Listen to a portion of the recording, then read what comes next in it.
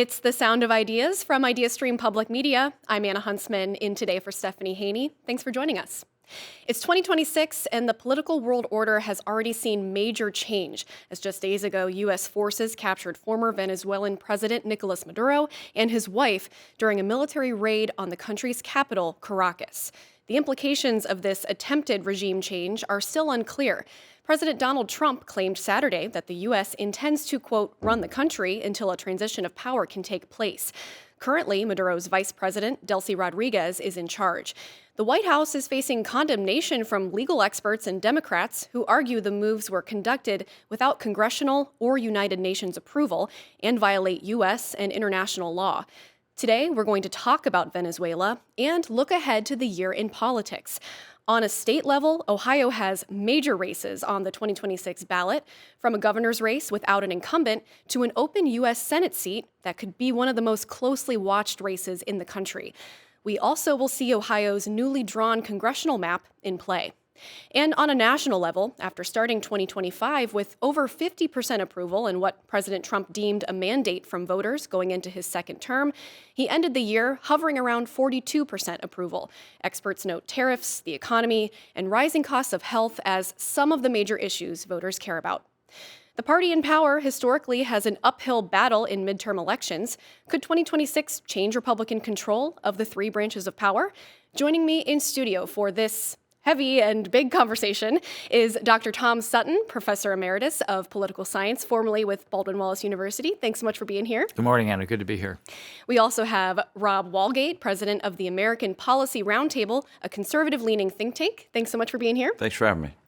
And Quentin James, founder and president of the Collective PAC, a liberal political action committee. Thanks for your time today. Thank you for having me. And joining us by phone is Dr. Katie Lavelle, professor in world affairs at Case Western Reserve University. Thanks for joining us. It is good to be here. And if you would like to join the conversation, give us a call, 866-578-0903, or send us an email, soi@ideastream.org, or you can message us on Instagram at The Sound of Ideas. We're taking the whole hour today to talk about all these topics, so get your calls in now, but let's go ahead and get started. So I want to start first with Dr. Katie Lavelle. So let's start with Venezuela, the capture of President Maduro. He and his wife, Cilia Flores, entered not guilty pleas in their first court appearance yesterday in New York. And by the way, they are both still calling themselves, the president and first lady of Venezuela. So tell us what Maduro is accused of. What are the reasons surrounding this capture in the first place? Well, the administration has given three groupings of rationales for why they have taken Maduro into custody. The three big areas have to do with the democratic features of the regime that obviously it lacks because of the way the election was conducted, the narco trafficking or the drug trade in and out of Venezuela, and also the oil industry. And its connection to other countries outside of Venezuela, like Iran or China. And so when you look at these three different categories, it becomes difficult to put together a notion of how the administration is viewing the national interest with respect to bringing Maduro into custody. And I think that's why a lot of people are having difficulty just kind of sorting through exactly why he is where he is right now, along with his wife. Dr. Tom Sutton, I did want to, mention, I mentioned in the intro that this is being condemned by some Democrats and legal experts, but on the other hand, it's also being seen by some Venezuelans in America as a welcome change due to Maduro's reputation as a ruthless dictator. For instance, there were hundreds of people dancing in Miami, a suburb of Miami that has a 40% Venezuelan population. How do you think this move is being seen by not just political leaders? So I think you're going to see different levels of how this is being, the response to this. Clearly, with the Venezuelan immigrants that are here, those that are second generation, are joyful for what has happened, and rightly so, because we are talking about someone who is a dictator, preceded by even worse dictator Hugo Chavez. The United States for a long time has tried to boycott, use economic sanctions, et cetera. 8 million of the 30 million people, there are 28 million people there now, but 8 million more are no longer in Venezuela because they've left the country because it's so bad economically. On On the other hand, you have a portion of the MAGA supporters of President Trump and Republicans who really saw part of why they wanted to elect President Trump was that he said, no nation building. We're not going to get involved in all these different conflicts overseas. He condemned the invasion of Iraq, et cetera. But since becoming president, and this happens often when people become president, and for him a second time, you see an opportunity to make change on the global stage, which he has done, related to this legal issues, the international issues, very controversial.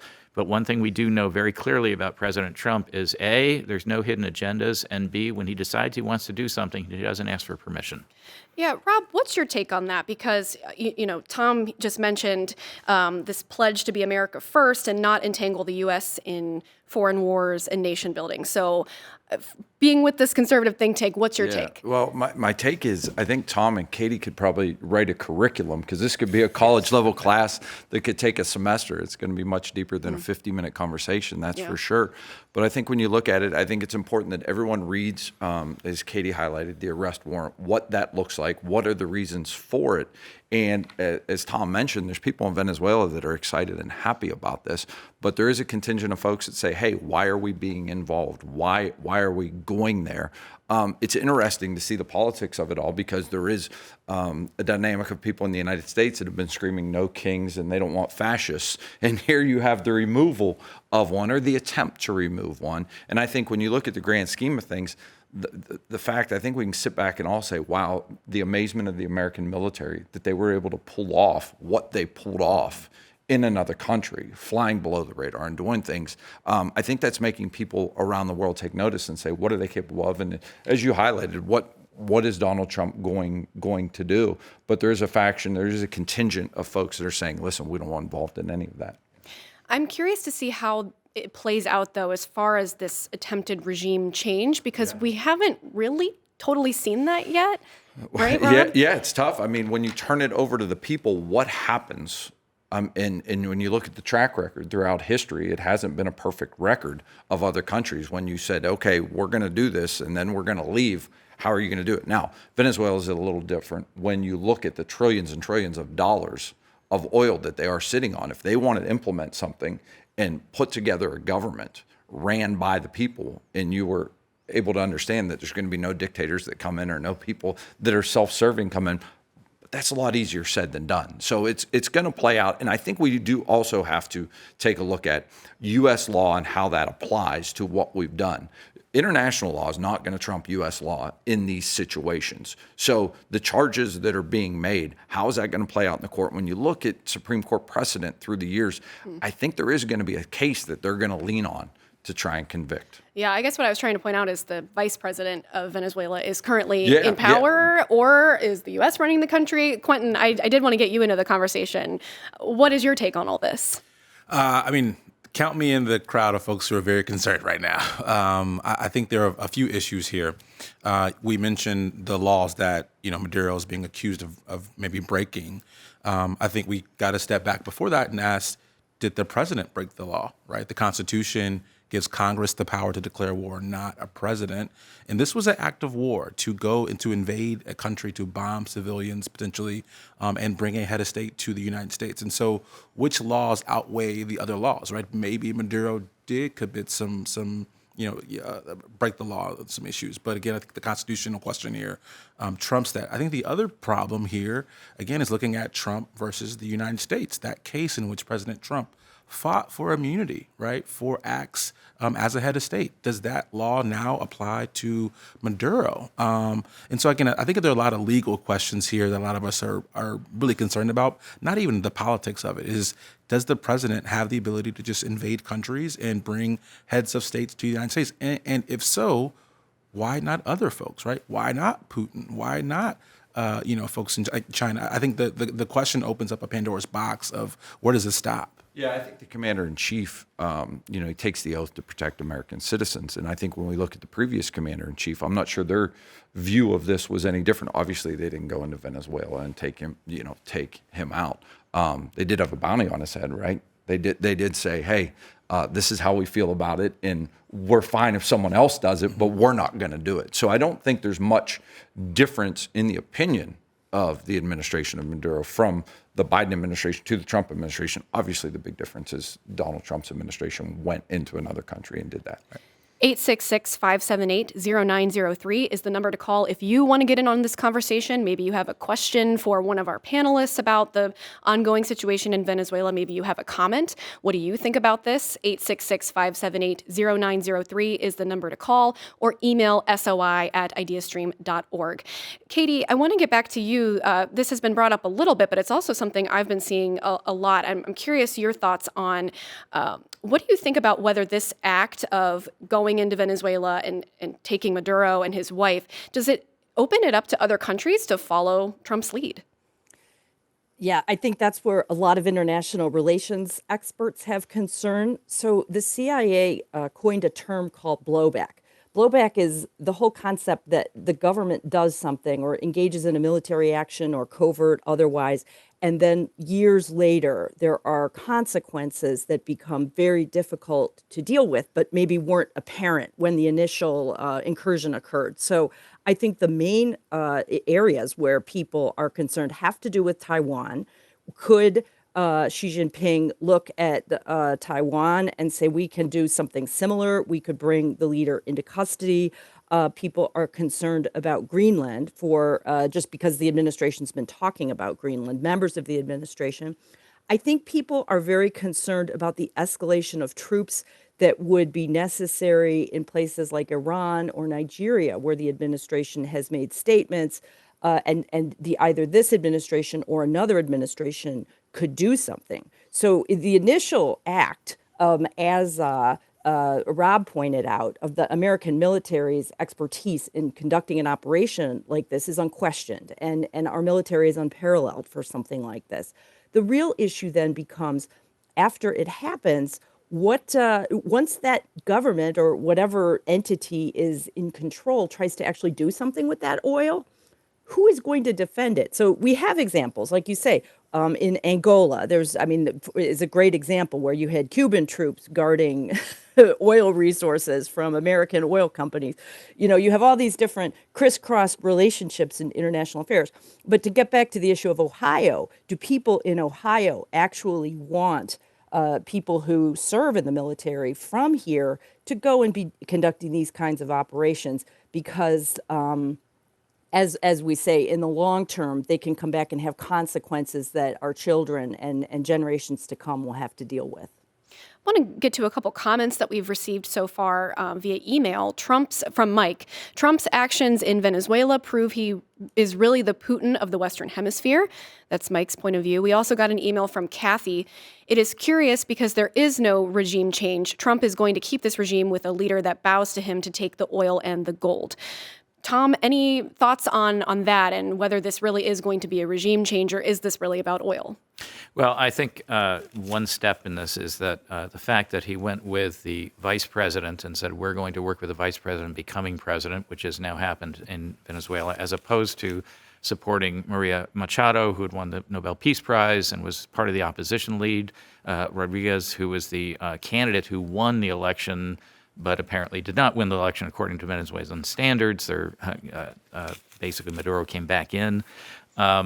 This is sort of somewhere between what happened with Panama, where we went in, we took Noriega, the leader of the country, out, put him up on charges, he went to prison. Very different situation from this one, versus what happened with Afghanistan, Iraq, and Libya. And in all three of those examples, we went in, we deposed the leader or leadership, we tried to build new leadership, we tried to, quote, run the country, and in fact did in the case of Afghanistan and Iraq. And we had essentially, we spent $2 trillion over about a 20-year period doing that. I want to go back to Panama for a very brief second, because the thing that isn't being talked about with Panama is the fact that Noriega had been an informant for the CIA since the 1950s.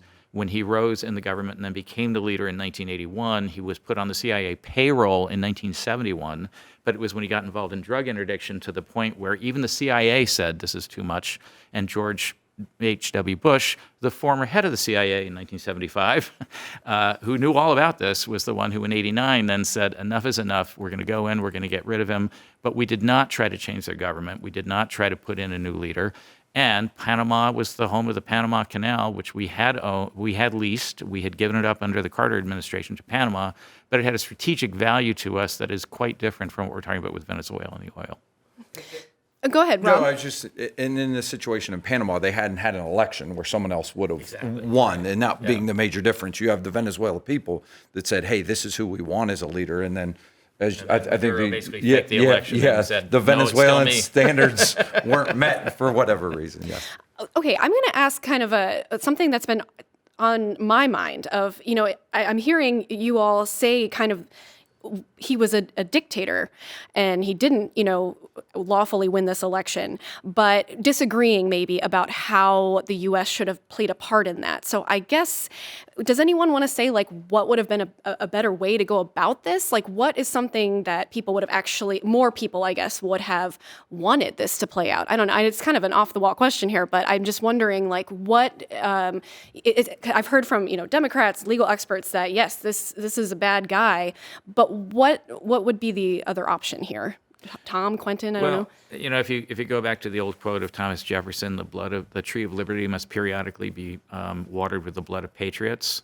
What that basically means is if your own people are not the ones that are engaged in regime change, it's not going to work. In Syria, it's working so far tentatively because it was an internal struggle. It was a terrible civil war. But at the end of the day, they did result in a new leader coming in who had been an al-Qaeda operative at one point, and Trump welcomed him into the White House. So that's another very strange situation. Whereas with Venezuela, I don't think the American people want to necessarily see us coming into, as bad as that was, as bad as it is with our economy and everything else. At the end of the day, you have to ask that tough question. And I think a lot of MAGA supporters say this. It's not our problem, it's theirs, and they need to fix it. And we can support them in that, in terms of aid, et cetera, but to take our military and be part of that, more often than not, leads to entrenchment, entanglements, a lot of money spent, a lot of lives lost, and what's the result? Yeah, and the understanding of it, I mean, we're blessed in this country. You see people protest and speak out in the streets, right, left, every different angle. They don't have that in Venezuela. They don't have that in the countries that we've discussed thus far. They don't have those freedoms. So to talk about it coming from the people, he's right. It's going to take the blood of the patriots of those countries to step up. And there's going to be people in government leadership that are willing to shed that blood, right? That are willing to see that blood spill in the streets so that others don't do that. Whereas, I mean, the freedoms we have here, we're very blessed with. Yeah. Well, thanks for taking that question. I just wanted to, kind of get all perspectives in here. And speaking of which, let's go to the phones now. Thomas from Parma Heights has been waiting very patiently. Thomas, welcome to The Sound of Ideas. What's your comment or question? Thank you. I want to ask about Vietnam, but first I will mention that my father went in on D-Day and fought in the Battle of the Bulge and fought all the way across Germany. So I've been studying war for a long time. But in regard to Vietnam, I'm going to ask your guests what stopped the Vietnam War. And I'll answer that for them and then say, what does it apply?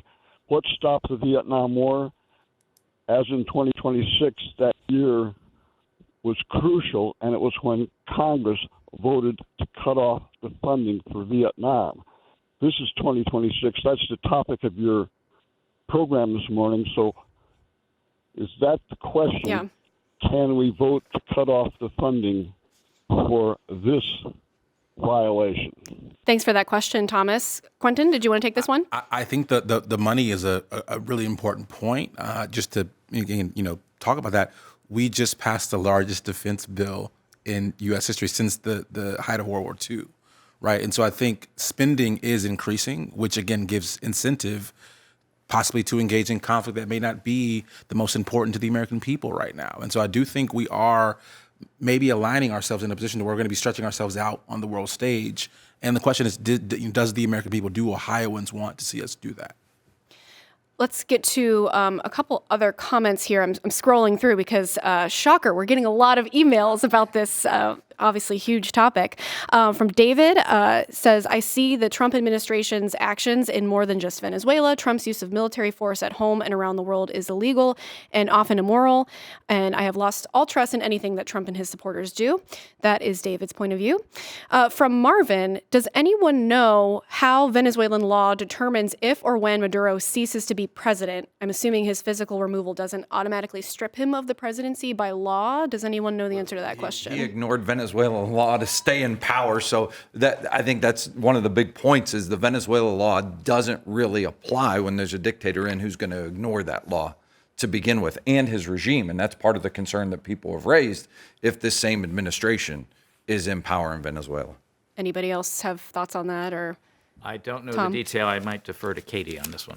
oh yes, Katie. Yes. What are your thoughts? Yeah, I'd like to get back to this issue of Congress and related to this, but also the previous caller, because what I think the previous caller brought up was just a great point about the differences between the beginning of World War II and how we got into Vietnam. So when we think about Congress and war, at least in the United States and our political framework, we think about the whole idea that we bring the democracy on board by consulting and building support for our military efforts that goes beyond one industry or one group or one person. So when we conduct operations in our name, we are talking about we the people, because in this country, we the people is the sovereign, unlike other countries where they have different ideas of what sovereignty means.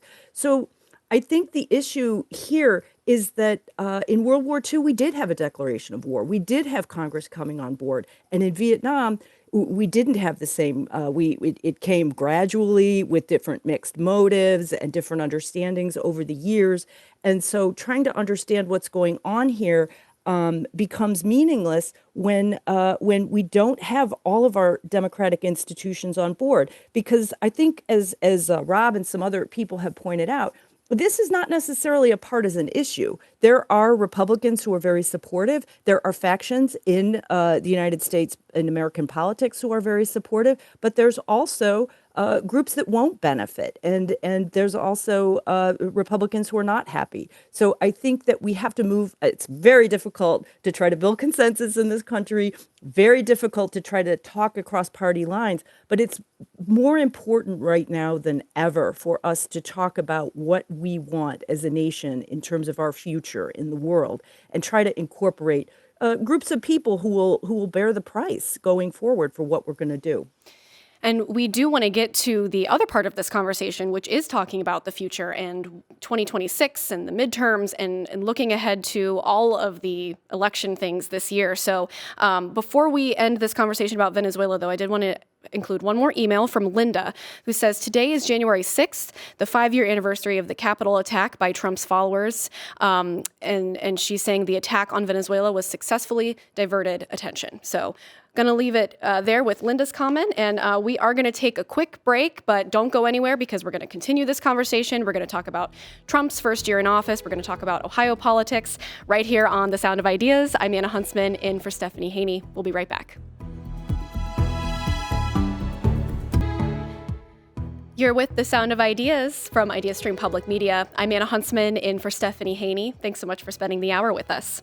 We're talking now about the year ahead in politics. I'm with Katie Lavelle, professor in world affairs at Case Western Reserve University, Tom Sutton, professor emeritus of political science at Baldwin-Wallace University, and formerly with Baldwin-Wallace, I should say, Quentin James of the Collective PAC, and Rob Walgate, president of the American Policy Roundtable. So first, I want to talk about Trump's first year in office. So, Rob, let's start with you. You're a registered independent, but your organization advocates for many conservative issues. How do you feel about Trump's first year back? Yeah, I'm a registered independent. We are labeled as a conservative organization. I will say we've sued far more Republican governors in the state of Ohio than we've sued Democrat governors in the state of Ohio. You haven't had many Democrats to choose from. Good point there, Tom. So, what do you think about his first year? Did he go through on what voters were promised? You know, obviously, I would say if this past weekend wouldn't have happened, I would say there's not a ton of surprises. I mean, he came into office, everyone knew what they were going to get. Based on the previous 4 years, he's kind of running, as a lame duck presidency. I think some of the surprises when you look back maybe would be in November of 2025 when you look at some of the elections that took place in Virginia and New Jersey and some of the results that happened there. Did his supporters show up? Were they willing to show up and vote? And how does that impact 2026? And how does that impact the decisions that Donald Trump makes over the next 8 months to ensure that his party stays in power and holds those positions? So the first year, I think it's been status quo of what people could have expected, but I think there's going to be a lot more that happens. I would say that, and we've talked about this often at the American Policy Roundtable, the Rule of 60 in the United States Senate, it's going to be interesting to see if that's done away with. I mean, that's not a constitutional measure, that's a rule. And, I think that stalls down government when you look at Congress, and we can point a lot of fingers at them and the blame of the House and the Senate. So I think that's going to be an interesting one to watch. Rob, it's interesting that you say that we're getting what was expected of him, because Quentin, I wanted to ask you about this. When I was reporting on the election, the number one thing I heard from people was economy, economy, economy. Do you think that this has improved significantly or done what people thought he would do with the economy? Absolutely not. And I think the American people understand that. I think the evidence we have is every election we've had since his election, Democrats have overperformed between 15 and 17 points, some higher, some lower. But I think, look, this is about the economy. Food prices are not down. Rent is up. People are struggling, right? We know now that healthcare costs are also going to go up for maybe over 500,000 Ohioans. And so I think there is real concern from the American people around this promise and commitment from Trump to make the economy better. People have just not seen the evidence of that. And so I think when it comes to his first year in office, it's been, a failure, in my opinion, based upon the promises that he made around the economy. Now, there have been a lot of issues, again, with ICE, things with vaccines. I mean, a lot of noise has been created. But when it comes to that singular issue around the economy, I don't think he's been successful. And that was actually something else I heard over the weekend when the capture in Venezuela happened, where I saw some people saying, we have so much going on here in America with the economy and folks, trying to, live comfortably here. Katie, did you hear some of that sentiment as well? And what are your thoughts on Trump's first year? Yeah, I think the big surprise has been how quickly he pivoted to foreign policy. So most presidents in their second terms pivot to foreign policy. They can control the military much more easily. They have much more control over the diplomatic apparatus. And I think people expected that, but they didn't expect it from day one. When we look at what the president has really focused on, it has been tariffs, which is a foreign policy issue, and the ballroom. And I think these are things that the American public wasn't necessarily clamoring for a solution, even though maybe there's support for some of them. And then, like you've pointed out, vaccines. Vaccines are also somewhat international. So I think the speed that he has looked to the international community has been a big surprise to most people, because people don't vote on foreign policy. People vote on domestic issues. That's certainly been the case going back for 100 years in American history. We've also seen the powers of the executive branch tested in new ways. Tom, can you kind of reflect on that? Sure. It's been stretched really to the max in the modern presidency. We've seen this growing. It's always that tension that the president seeks more power to be able to execute what was campaigned on, the perceptions about policy and where the policy needs to go.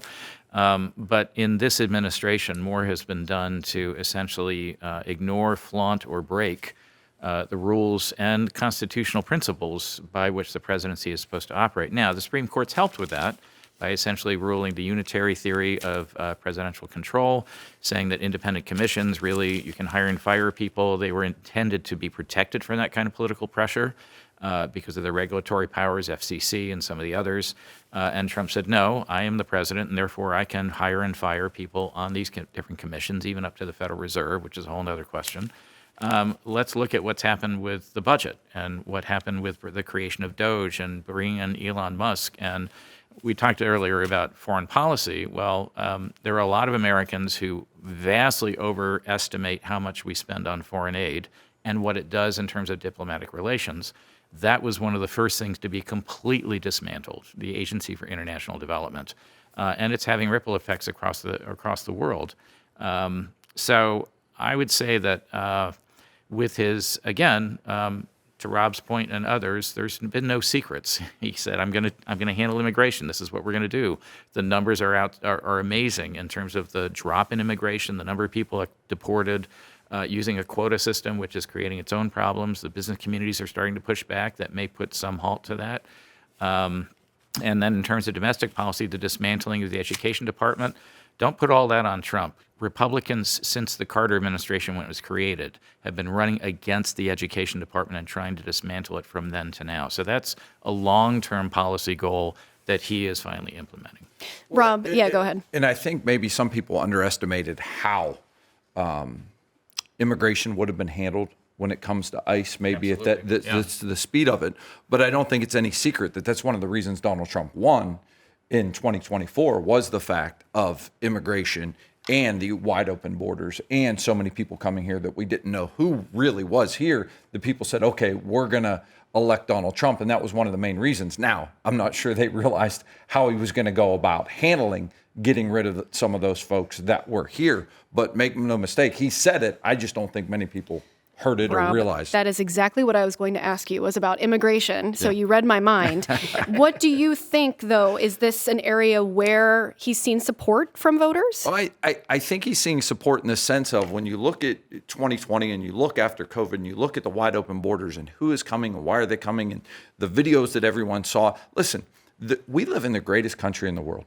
There is a reason that people die each and every year trying to get into this country because we do have freedoms like no other. So I think we have to have a system in place where we know who's coming, why they want to be here. And this country was built with an immigration process of people knowing who's coming here, and they helped build this country. So no one's saying, at least I'm not saying, hey, listen, we're going to seal the borders and no one's going to be allowed in here. We're saying, hey, let's have a process where the gate is there, but we know who's walking through the gate and why they want to be here and stay here. And we see that the other process didn't work. And again, Donald Trump took it under, his administration and said, we're going to get rid of those that broke the law. Now, some people are going to debate and argue over what laws were broken and how were they broken. But I don't think it should come as any surprise what's been done thus far in his administration. But Ann, I do want us to also just bring in something here around race. Right, I think there has been a little concern around which immigrants are acceptable in this country. We saw this effort to protect white South Africans and to want other white immigrants to come to America. But when it comes to Latin America, we have this no one can pass kind of policy. And so I do think there's some concern around the double talk of the administration as well. Even when I think about ICE agents, right, getting bonuses, being seen as, these amazing kind of enforcers of law, but yet on the anniversary of January 6th, we see that we're not even honoring Capitol Police who fought and died to preserve our democracy, right? And so I think there's some concerns around how we enforce which rules we want and kind of who we want to come to this country. And that's kind of a concern for a lot of folks as well. I think it can be a concern, but I do think if the process was the same for everybody, regardless of color of skin, regardless of country of origin, and say, hey, these are the rules. The rules before were, if you can get to the southern border and you can make your way to a city that's going to call themselves a sanctuary city, you can stay and there's going to be no ramifications. I think there should be a uniform process. We know who's coming in, country of origin, race, none of that should play into whether you're going to be accepted or declined based upon that. No, I think that's one of the great things about the Declaration and the Constitution. It should ignore all of that. Just real quick, the problem, though, is the overreach. And to Quentin's point, when you look at the number of countries and where they're located, where essentially a ban on any form of immigration or visitation has been imposed, they are largely countries of color. They're in Africa, a couple in Latin America, and in Asia. And at the same time, he's saying, well, for $1 million or $5 million, if you bring that money, you bring that, So it's. All right, so I think yes. it's the overreach. Let's reset here because we've got a panel of folks, and I want to remind everybody who's talking. And Katie, I also want to get to you. Yeah. Could I add something about the immigration question? Because I think you've all raised great points about race and domestic politics. We used to think about immigration as overwhelmingly a domestic policy issue, but it's also a foreign policy issue. So over the history of the world, when people have had to address these unwanted immigration issues, they've usually done it by going back to the countries that send the immigrants. And in this case, we would be looking at our relations across Latin America and Central America and trying to figure out what we could do to stop the conditions that are making people want to leave those countries. So we see this with Venezuela. Are people going to go back to Venezuela now if they think, who's going to go back? How are they going to feel safe? So if we embed our discussions of immigration in international as well as domestic politics, I think we're going to get further.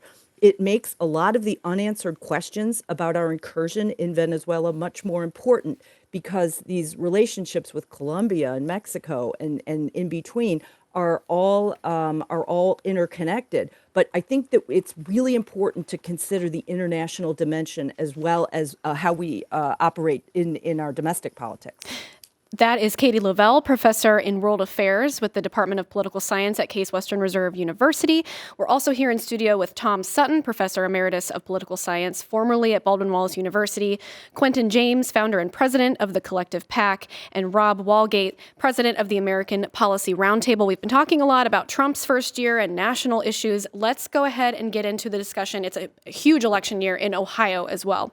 So, Tom, I'm going to start with you. So we'll start with the Senate. So former Democratic senator and current candidate to return to the Senate, Sherrod Brown, has made affordability one of his main campaign issues. So what chance do you think a candidate like Brown has in this current political climate, especially with economy, again, being one of the top issues? Sure. So in terms of his chance as a Democrat running in Ohio, he's going to face an uphill battle like every Democrat has because of the strength of the Republican Party in the state. It's moved more to the right, voted for Donald Trump by 11 points in 2024, 8 points in 2016. Statewide, all Republican office holders. However, he's a known name. He's been a senator. He's been a secretary of state. And he's running against Jon Husted, who is also prominent but not as well known because his last position was lieutenant governor for 7 years, which is not exactly rolls off the tongue of the typical voter. Also, let's remember that the Brown-Moreno race, where Brown lost to Bernie Moreno last year in 2024, that race was the most expensive race in the history of the United States Senate. $400 million between the two candidates and their outside forces. I expect that kind of money to be spent again on both sides, particularly because Democrats have an ultimate long shot to try to get the majority in the Senate, but they're going to try, and this seat's going to be ground zero for that. 866-578-0903 is the number to call if you want to get in on this conversation. We're focusing about Ohio politics, but of course, any political topic is game right now. I did want to ask Quentin, too, what do you think of Brown as the Senate candidate? Listen, I think he has a great shot. I think what we've been seeing is that Republicans are running weaker candidates than we've seen in the past. Is Husted that weak? We'll see.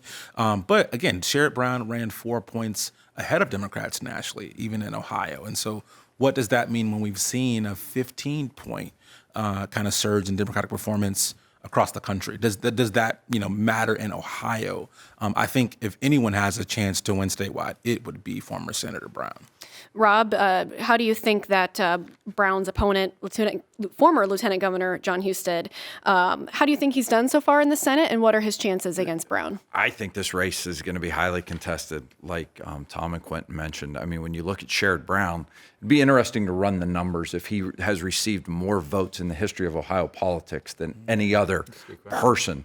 When you think of all the offices he's held, the years that he served. So Sherrod Brown's going to be a formidable opponent for Jon Husted. Jon Husted, let's go back too. Remember, Jon Husted originally wanted to be governor and be running in this 2026 election for governor.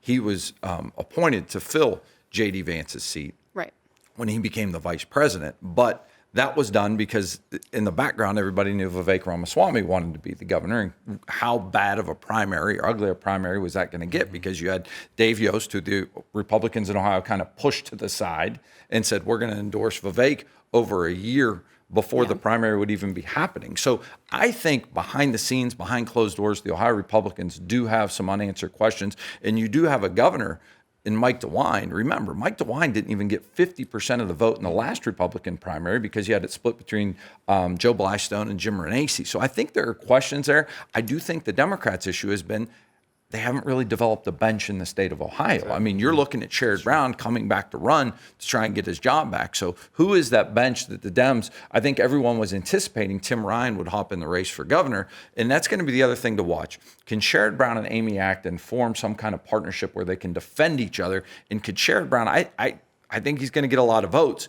Can he pull Amy Acton along in that governor's race to put up a fight as well? Yeah, let's go ahead and talk about the governor's race, Katie. Yeah, can I say something really Absolutely, quickly about yeah. Brown? Thanks. I think it's really important also to remember that Sherrod Brown was always a protectionist. He can speak very freely to the issue of tariffs, and he can make tariffs an important issue for the state because remember, there are segments of the Ohio economy that are very trade dependent. And so he can provoke a more local discussion about the effects of these tariffs on ordinary Americans in a way that Husted may not be able to speak as freely and as openly. Well, Katie, I did want to ask you, we saw, so we have Dr. Amy Acton, the former Ohio health director, is the Democratic candidate so far. We saw major wins for female governors in the fall, and some states changed party leadership. Do you think that that's something that could happen in Ohio, or is this a completely different situation? No, I don't think there's anything unique about Ohio voters wanting or not wanting. We have great female leaders in the state and successful ones. It does seem that the problem is the bench in the Democratic Party and consolidating that support and building the infrastructure to support these candidates, if they're men or women or African American or any other group. It seems like there's just no infrastructure to support candidates and bring them up. I think what others have pointed out is who is running for treasurer, who's running for secretary of state. What is the Democratic Party going to do about those offices? And the fact that we haven't elected Democrats to those positions really undercuts the whole notion of a two-party system within the state because they don't even seem to be appealing offices anymore for Democrats to run for. There is a clear runway for Dr. Acton being the leading Democratic candidate. Katie, do you think there should be more competition heading into the primary? I think that as I said, I think that there should be more representation of Democrats in these statewide races and more Democrats who have experience running across the entire state. So, whether or not there's a primary for governor, I can't really comment. She has a pretty big online presence. I'm not an expert at measuring that other than seeing what comes through my pipeline. But considering the lack of anything coming across other than Amy Acton, I think that she's out there and she's making an effort, but it's still pretty early in the game to tell how that's going to go. Rob, as you mentioned, early on, the GOP and President Trump gave their endorsement to Ramaswamy, Vivek Ramaswamy. What do you think of that decision, and what do you think about this race?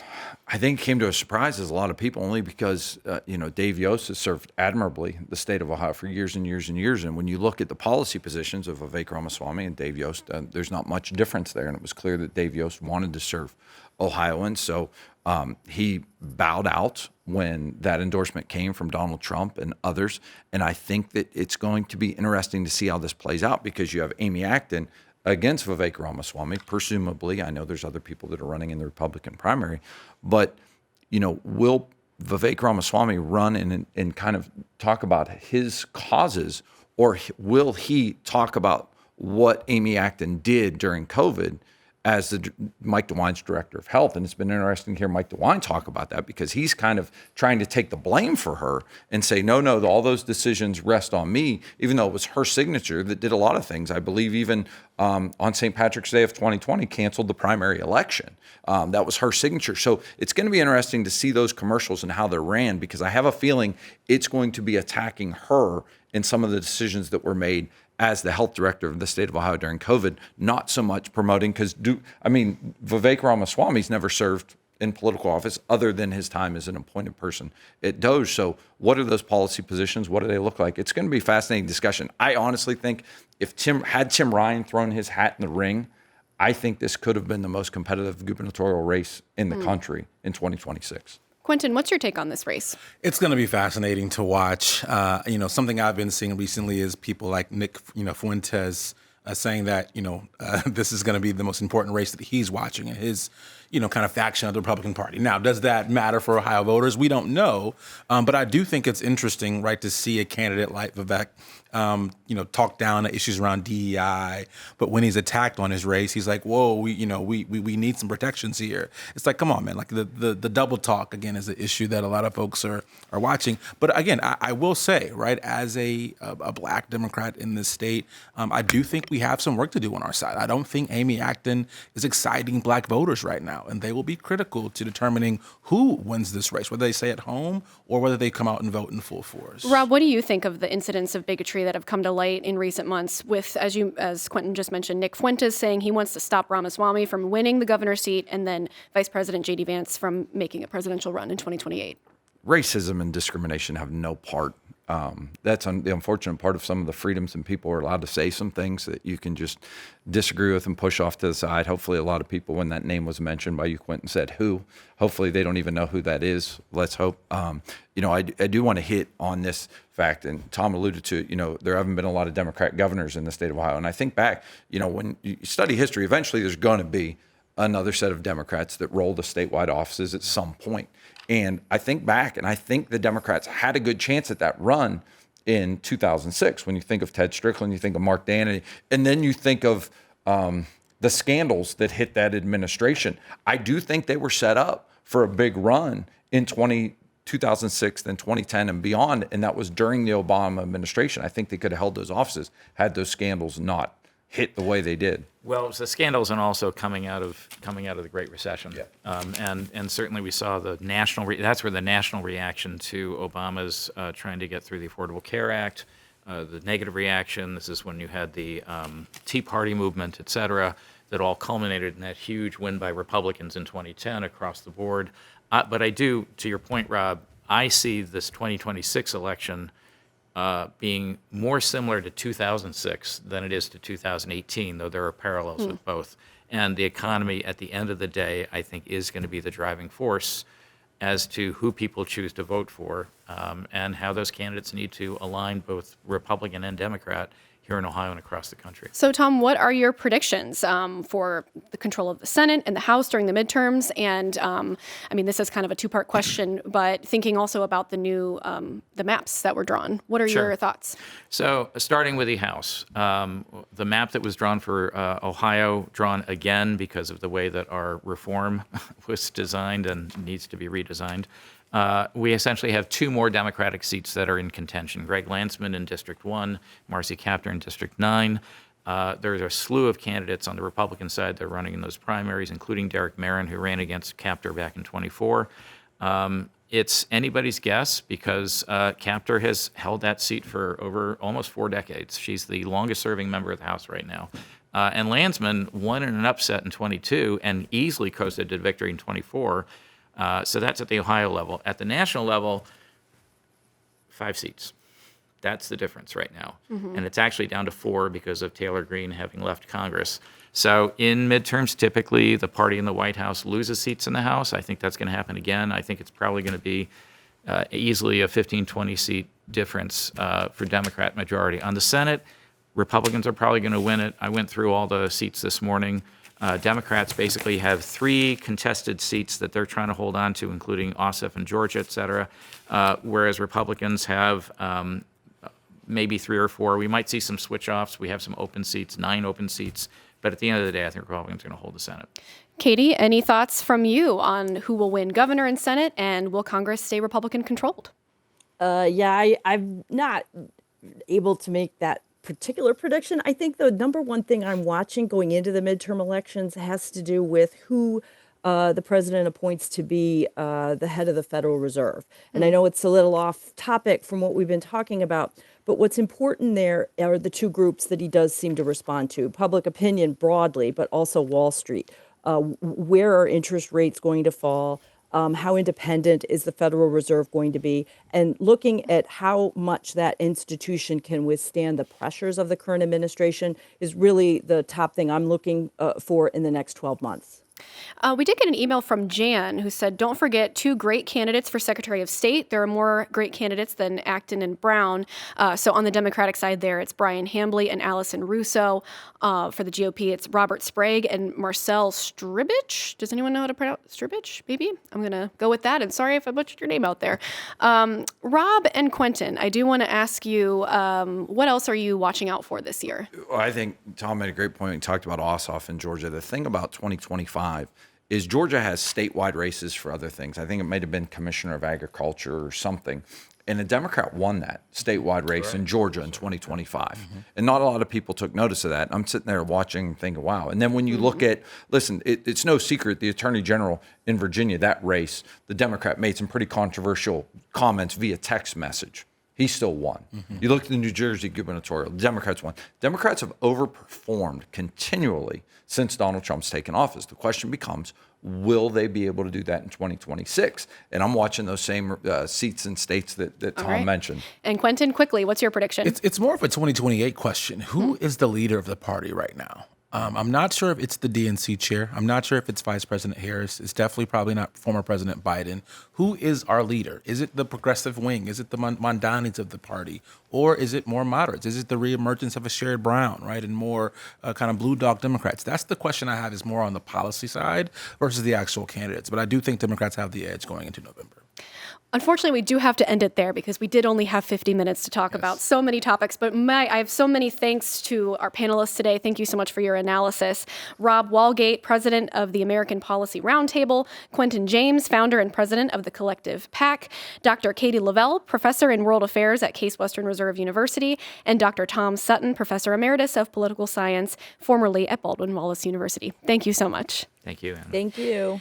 That wraps up the show for today. To get the last word on today's topics, you can send an email to soi@ideastream.org. You can find us on Instagram. We're at The Sound of Ideas.